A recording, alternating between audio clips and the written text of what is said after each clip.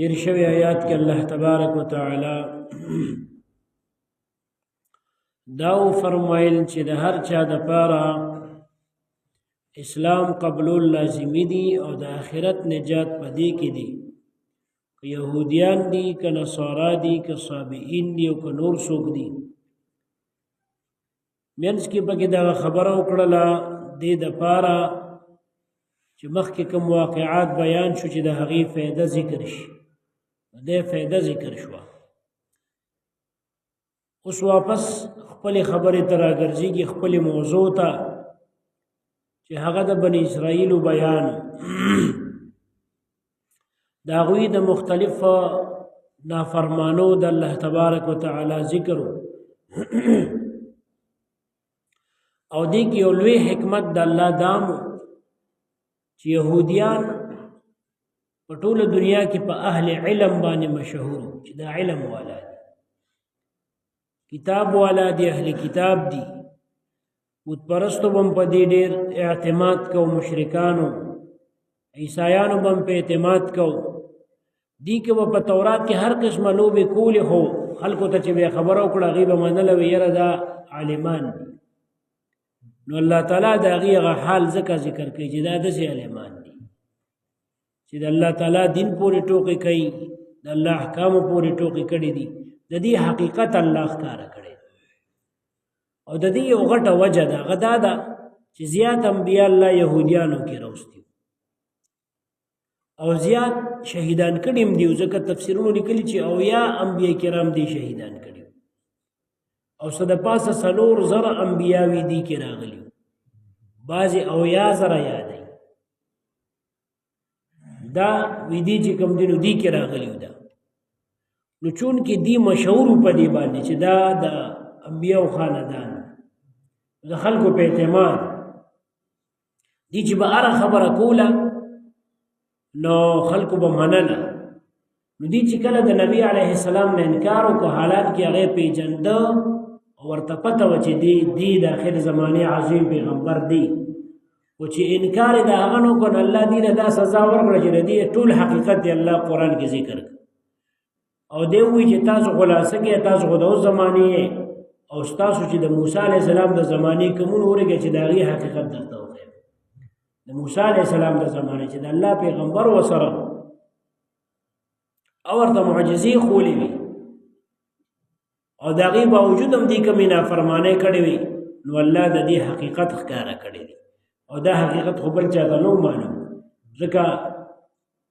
چې الله ته پته وه او دې ته چې پته وه خو به دې خپل منځ کې ساتله، خلکو ته خو به یې نه وي، خلک ترې نه خبر. نو الله وله ښه ده پوره اپریشن وکړو او د دې یو ټکي الله نه دی پرېښی او یو ځل نه څو ځله یې قرآن کې ذکر کړي چې د دې په خلکو کې دا حیثیت ختم شي، اعتماد ختم شي، ځکه دې په اصل کې یو ګمراهان، اصل کې یو بد عقیده، اصل کې د الله دشمنانو او خلکو ته به وایي مونږ د الله محبوبان یو، مونږ د الله زامن یو، داسې الله زامن به یې ذاته وي. دومره حده پورې په خلکو کې خپل اعتماد جوړ کړی و. نو بعضې خلک دا تپوس کوي بار بار چې یاره قرآن کې د موسی علیه السلام ذکر ډېر دی او د یهودیانو ډېر دی او د بني اسرائیلو ډېر دی، د دې وجه څه ده؟ نو دا وجه زه تاسو ته بار بار ځکه بیانوم چې تاسو ښه پوه شئ چې د دې ذکر د دې وجه نه راغلی چې دا خلکو کې مقبول و، د دې علم خلکو کې معلوم، خلکو به په اعتماد کو، حالانکې دیو جاهلان، حالانکې خلکو کې مشهور ده چې دا د الله دوستان دی او دیو د الله دشمنان. نو الله تعالی د دې د دشمنی راښکاره کړه په قرآن عظیم الشان کې. نو دی چې هر کار په هغه زمانه کې کړی د الله پیغمبر سره، موسی علیه السلام سره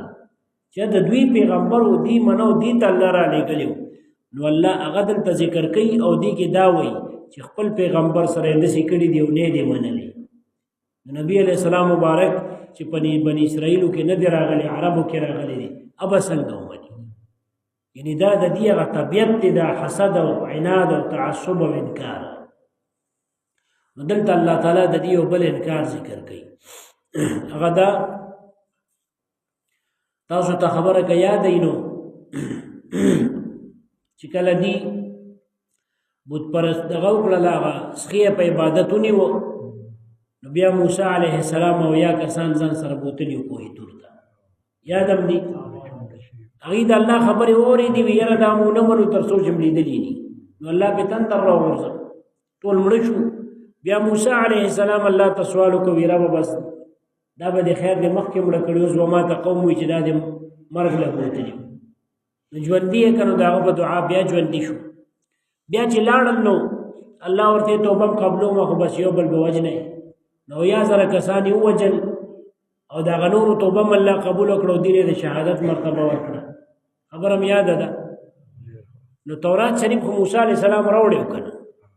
خو هغه خو یې دې ته پیش نه که ځکه چې هغه راغی نو دوی په دې غم کې اخته شوي د سخي په عبادت کې نو بس هغه یو طرف ته کېښوده په هغې کې چې څو هغې دې ته ونه وي نو چې کله الله د دې هغه توبه قبوله کړه هغه یو بل یې مړه کړل او توبه الله قبوله کړه نو موسی علیه السلام ورته راشي اوس تاسو سره چې د کوم کتاب ما وعده کړی و الله ما سره وعده کړی مې درله راوړی اوس راشي دا والی او په دې باندې عمل وکړي هغه وی نه نه دا موږ نشو منلی داسې عجیبه خلک لا یو د یو سزا دړ به یې لا ښه شوي نو چې بل انکار به یې کوه موسی علیه السلام ورته ګورئ د الله د قهر او یریږئ تاسو ما ته ویلي وو چې فرعون کله غرق کړو تاسو راته ویلي چې تا خو موږ سره وعده کړی چې زه به تاسو له یو قانون راوړم نو لاړ شه موږ له قانون راوړم ستاسو د وجې نه زه لاړم څلوېښت ورځې مې د الله عبادت کې په کوهتور کې تېرې کړې او بیا را الله تعالی د تورات قانون راکړ چې راومېړه تاسو په غم کې اخته وئ بیا تاسو ته سزا میلاو شوه توبه م قبوله شوه نو اوس خو دا قبول کړئ که نه وی نه نه دا ډېر سخت دغه دی دا موږ نشو قبلولی بس الله تعالی جبریل علیه السلام ته ویې داسې کار وکړه دې په رضا نه مني وی دا غر پې ور اوچت کا نو هلته یو غټ غر بعضې وایي دا د تور غر و خو صحیح خبره دا ده چې یو غر دا پې الله راوچت کا چې راوچت یې که پې مخې ته سمندر او دې طرف ته ورته اور او د پاسه پې غر دا غر یې داسې سم ثابت راوچت کو د دې د پاسه داسې لکه زموږ د پاسه چې د کوټې دا چت دی داسې وی دا تورات قبلوی که نه قبلوی ایمان پې راوړی او که نه راوړی که راوړی پې خو ښه ده ګنې د دې لاندې میده کوم اوس هغې زر په سجده پرېوتل خو د یرې سجده وه پوره سجده خو نه وه دې خو یې بره دې دغه ته م کتل دی غر ته م کتل نو په دې اړخ باندې سجده ولګوله داسې په یو اړخ موږ په پوره تندي لګو پوز هم لګو دې په دې اړخ سجده ولګوله د یرې نه هغه غر ته م کتل او سجده هم لګولې و چې را باندې راونلوي نو الله تعالی ورته وی شا به ومني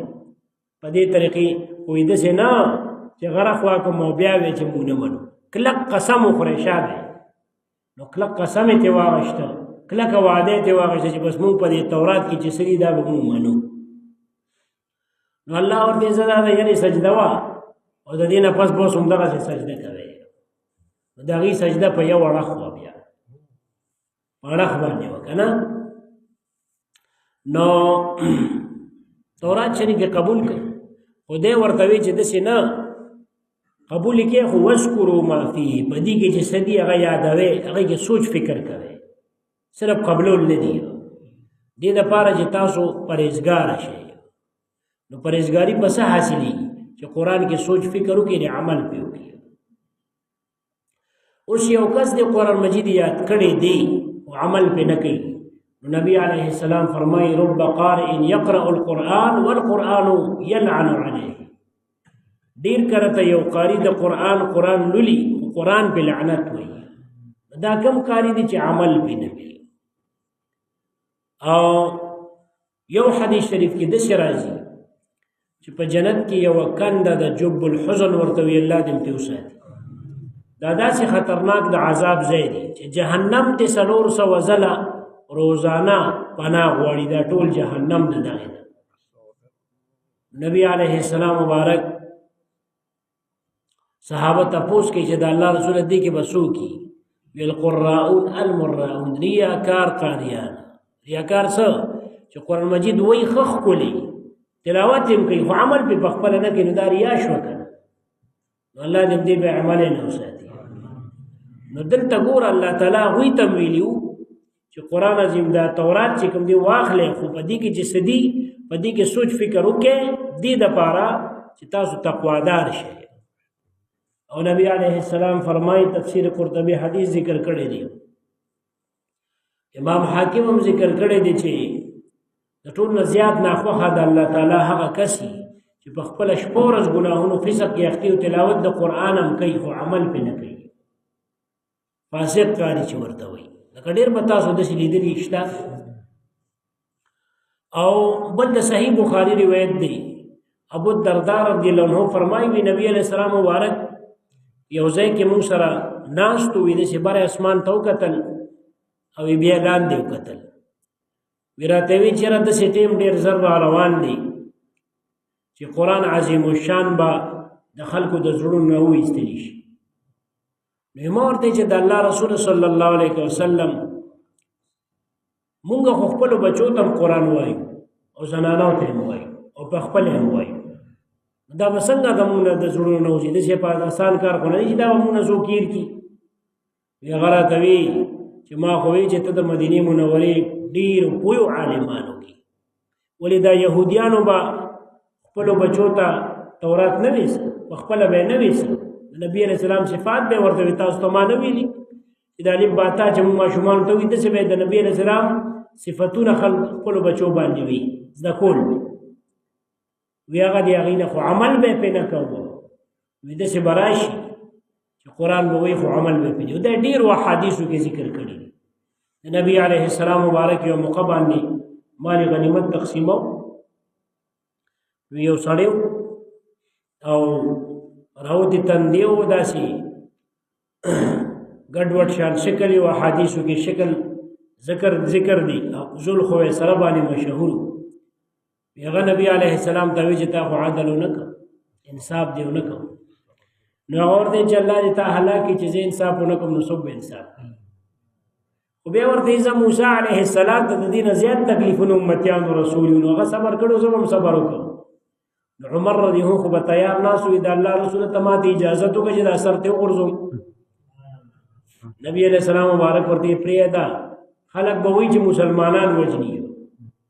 لکه خو یې کلمه خو ویله که نه دغه منافقو کلمه خو یې ویله مونځ یې کوو خوړنه کافر خلک به وایي چې مسلمانان وجني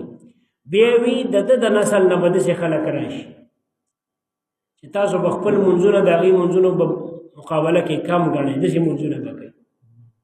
او خپل تلاوتونه د قرآن به د هغې د تلاوت بدله کې کم ګڼئ داسې تلاوتونه به کوي خو د دین نه به داسې بوټ وځي لکه څنګه چې په ښکار باندې د غشي ګزارو کې او د هغې نه بوټ هغه غشي وځي داسې به وځي او وي دا قرآن به وایي خو لا یجاوز تراقیهم د سینې نه د مرۍ نه به یې لاندې کوزېږي نه یعنې زړه ته به یې نه ځي عمل به یې پرې نه وي او یا قبلیږي به نه معنی دا ده نو داسې ده تاسو په دې نیټونو کې چې ګورئ دا د مصر او وغیره نورو علاقو قاریان ګیره او برې تخریلي یا ګیرې لنډي او ډېر پکې داسې چې موږ ته په خپله زما ورور چې دی نو هغه یو ځای کې تجوید کوي او غټه مدرسه ده د تجوید وي د مصر نه قاري راغلی و وی چې کېناسته وي ما ته هغه استاد وی چې دومره موټي چرچ اوس مې اوس کړ او دا یې اوس کېناست وی چې تلاوت یې شروع کړ وي ټولو خلکو ورته ژړل وی ما یې چې خدای دا اوس کومه زمانه شو او ګیره خریلې وه برید هم والي و نو داسې دا کوم نبي علیه السلام دې باره کې ویلي دي چې دا په خپله هم په فتنه کې اخته دي دا کوم چې ورته ناسي د دې زړونه هم په فتنه کې اخته دي لکه دې قرآن وي او قرآن پې لعنت وي نو کوم چې په دغه کې راځي که نه چې هغه قاري به د لسو جهنمیانو دغه کې شفاعت کوي نو هغه چې د دې حرام حرام ګڼي او حلال هر عمل یې کوي صرف یاد نه په خبره باندې پوهېږي نو دا پکې ضروري خبره ده اوس به دا کله کېږي چې ته خو پې پوه شي که نه چې پوه شي پې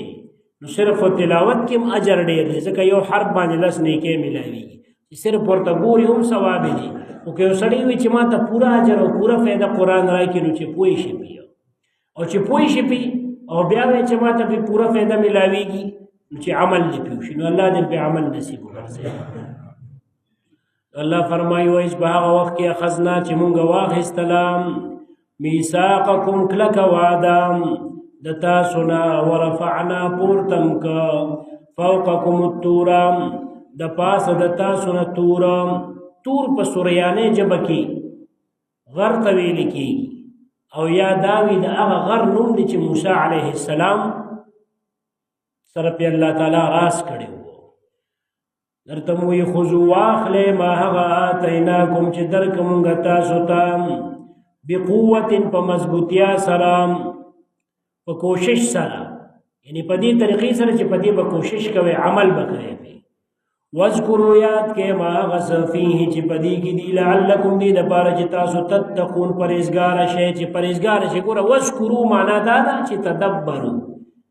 تدبر سوچ فکر په دې کې وکړئ د دې په معناګانو کې او عمل پې وکړئ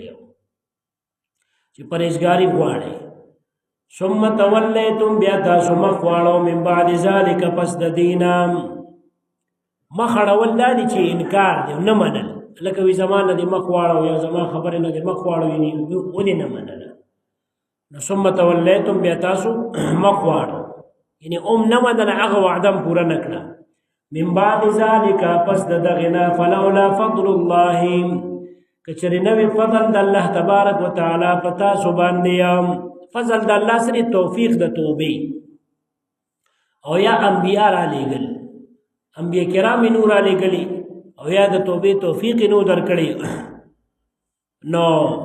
ورحمته رحمت ده هغه نور لکنتم خامخاوي به تاسو من الخاسرین د تاوانیانو بیا به داسې پاخه نقصان شوي وي پوخ تاوان به هم کړی وي نه بیخي هغه ایمان بدنه تللی و خو د توبې لاره م الله چې کوم دینو کلاو پرېښې د توبې دروازه کلاو ده تر څو چې نور نی راختلی د مغرب نه او همدغه رنګې توفیق د توبې هم درکړه انبیاء هم راولېږلو دغه تاوان نه بچ شوې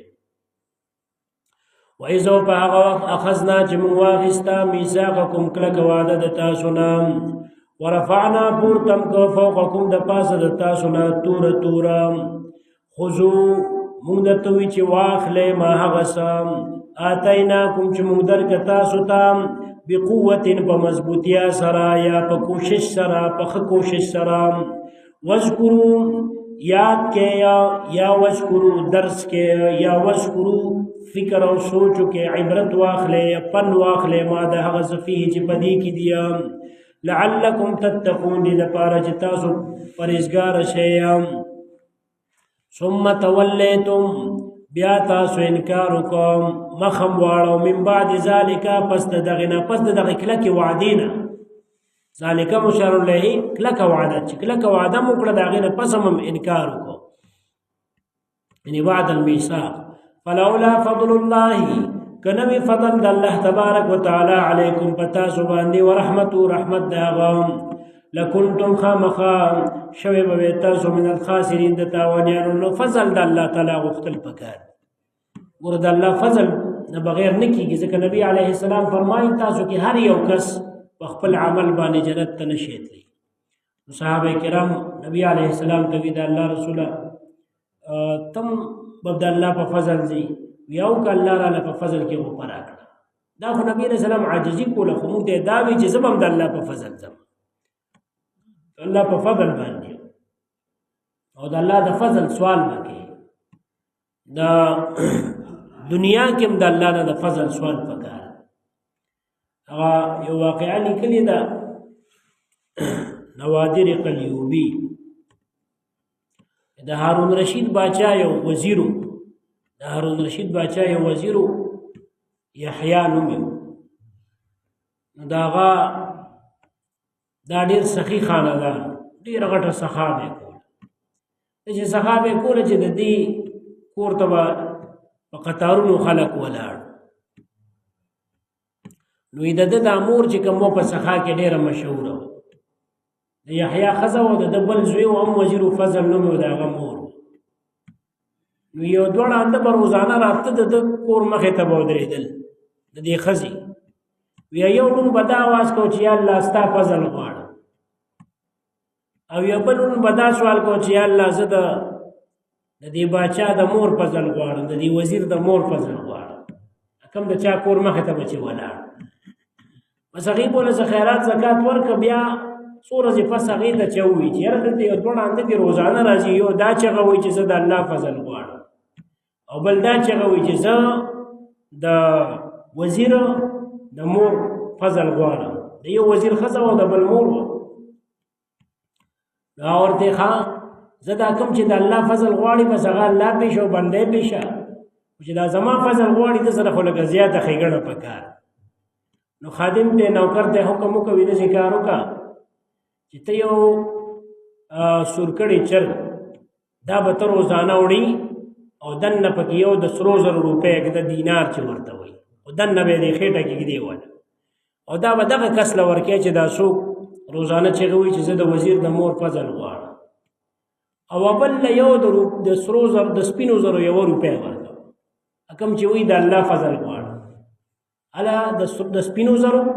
یوه روپۍ ورکوه په خبره پوهېږي او دا کوم چې زما فضل غواړي دله یو چرګ او د سرو زرو روپۍ د سرو زرو دا یو روپۍ د هغه لسو برابر وه او دې خوازان له چرګ هم د هغې نه ډېر نو بس ده داسې کار وکړه چې په ړومبۍ ورځې کله دا دواړه څیزونه یوړه نو چې کوم ړوند به دا اواز کو چې زه د وزیر د مور فضل غواړم نو هغه له هغه چرګ ورکړه چا چې به وي د الله فضل غواړم هغه له هغه د سپینو زرو یوه روپۍ ورکړه خو دا چا دی چې د سپینو زرو روپۍ ورکړه نو د هغه بال بچو د دې بل نو دا کوم چې به د وزیر د مور فضل غوښت چې داسې لاس و یاره دا خو چرګ دی ډېر ښې دی هغه بل ته یې وي تا له څه درکړي مال خو یوه روپۍ د سپینو زرو یاره داسې کار وکړه ستا بچي هم ډېر دي او زما خو سوچتنه دا چرګ ته واله خو دا روپۍ ماله راکړه هغه ورته نه بس دغه ستا او دا زما وي یاره خو روزانه به ګوره راځو او بس چې تا له درکوي ته به ما له روپۍ راکړي او ته کور ته چرګ وړه ټول ورځ کار دې پې کېږي غټ چرګ به ور بس هغه خو دننه کتلې نه و چې دې کې د سرو زرو روپۍ ده بس هغه له چرګ به ورکړه او دله هغه روپۍ ورکړه هغه ړوند چې لاړه کور ته و په بچو باندې هغه خوړه نو پکې د سرو زرو روپۍ هم راووته نو چرګ یې مو خوړه او د سرو زرو ګوره د الله فضل هغه وغوښته ښه خیر خو چې په سبا راغی نو دلته خو یالو نه وي سوچ یې کو چې کیدای شي نن بیا راشي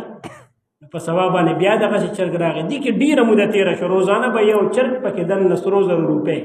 او ده به روزانه هغه له ورکوله او هغه نه به یې یوه د سپینو زرو روپۍ اخېسته بس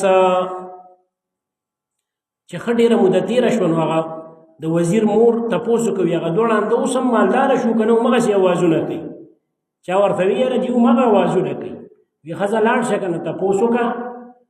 کوم چې به زما اواز کو چې د وزیر د مور فضل غواړم د هغه نه تپوس وکړه چې ته زما فضل مالداره نه کړې تا له خو زه روزانه یو چرګ او روزانه یو دینار در کوم نو چې 100 دینار هم شي دا ډېرې غټې پیسې شو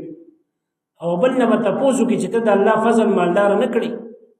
نو چې څه درته وي ما ته به ووایي وي ښه صحیح چې نوکر او خادم لاړ اول یې د دغه نه تپوس وکړو د هغه ړوند نه چې هغه ده به وله چرګ ورکوه د خدای د فضل اواز چې به یې کوه وي څنګه چل دی ته خو الله تا روښه اوازونه کې مالدار یې کړې او که نه هغه وي الحمدلله زه خو الله ډېر مالداره کړې ما خو بس دې ځای نه مالداره کېږم نو روزانه راځم به ولاړ یم بیا ځکه چې سړی څومره مالداره کېږي لالچ یې خو زیاتېږي که نه بل ته یې وي چې د وزیر د مور فضل ته مالداره نه کړي هغوی خو څه دي روزانه یو چرګ راځي اوسېدلی په 1 روپۍ ورکو نو په دې کې به زه څه مالداره شم په 1 روپۍ څه کي او ورته نه که نه وي دغه چرګ کې خو دننه څه وکړه نه هغې کې خو به د سرو زرو 1 روپۍ وه لکه دومره سره زر دومره نن سبا ته چې کوم دی کم از کم شپږو ماسې خو جوړېږي نو دا څومره پیسې سوچ وکړه روزانه چې راځي دله نو بس هغه په ځان را باندې کړه چې ښه دا ریښه وي هغه بل ته یې ولکه تا نو ما خو دنه په زور نه دي اخېستی خو تا به په خپله وي دا واله او دغه روپۍ راکړه خیر خو چې ښې ځان ووه ورته هغه وي ګوره ځان مه وهه تا د بنده فضل غوښته ما د خالق فضل غوښته